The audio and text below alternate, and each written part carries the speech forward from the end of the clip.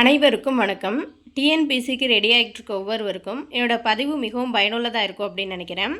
நம்மளோட சிலபஸில் வந்து இலக்கியம், தமிழறிஞர்களும் தமிழ் தொண்டும் அதில் வந்து 15 மார்க் வரும்.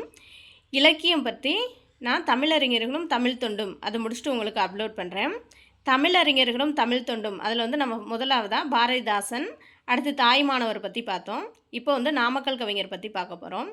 என்னோடய சேனல் வந்து சப்ஸ்கிரைப் பண்ணாதவங்க ப்ளீஸ் சப்ஸ்கிரைப் பண்ணிக்கோங்க. அப்போ தான் நான் போடுற வீடியோ வந்து உங்களுக்கு கண்டினியூஸாக வரும். நாமக்கல் கவிஞரோட இயற்பெயர் என்ன அப்படின்னா வே. ராமலிங்கம் பிள்ளை. இவர் எப்போ பிறந்திருக்காருனா 19/10/1888 பிறந்திருக்காரு.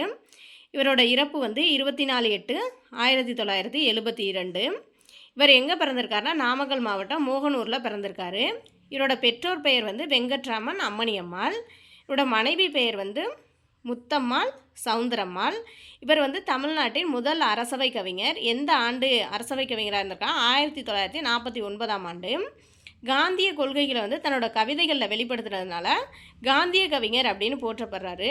காந்திய கவிஞர்னு இவரை முதல்ல யார் கூறியிருக்காருனா ராஜாஜி அவர்கள் தான் கூறினார். அடுத்து இன்னும் சிறப்பு பெயர்கள் இருக்குது. ஆஸ்தான கவிஞர், காங்கிரஸ் புலவர் அப்படிங்கிற சிறப்பு பெயரும் இருக்குது. புலவர் அப்படின்னு இவரை யார் சொல்லியிருக்கா அப்படின்னா விஜயராகவ ஆச்சாரியார் வந்து கூறியிருக்காரு. 1930இல் ஆங்கிலேய அரசுக்கு எதிராக உப்பு சத்தியாகிரகத்தில் பங்கு பெற்றதுனால ஓராண்டு சிறையும் சென்றிருக்காரு. அதனால் இவரை விடுதலை போராட்ட வீரர்னு சொல்லலாம். அடுத்து கவிஞர், தமிழறிஞர் என்று கூட கூறலாம். அடுத்து 1971ஆம் ஆண்டு இந்திய அரசிடமிருந்து பத்மபூஷன் விருது பெற்றிருக்காரு. இவரோட நூல்கள் வந்து நிறைய நூல்கள் எழுதியிருக்காரு. சில நூல்கள் பார்க்கலாம். தன் வரலாறு, அது வந்து என் கதை அப்படிங்கிறதுல எழுதியிருக்காரு.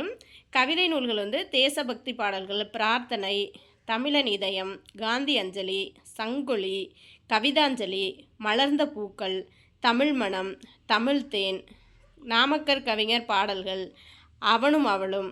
அடுத்து உரைநடை கட்டுரைகள் வந்து தமிழ் மொழியும் தமிழரசும், இசைத்தமிழ், கவிஞன் குரல், ஆசிரியராவது திராவிடராவது, பார்ப்பன சூழ்ச்சியா, திருக்குறளுக்கு வந்து உரை எழுதியிருக்காரு. கம்பன் கவிதை, இன்பக்குவியல்.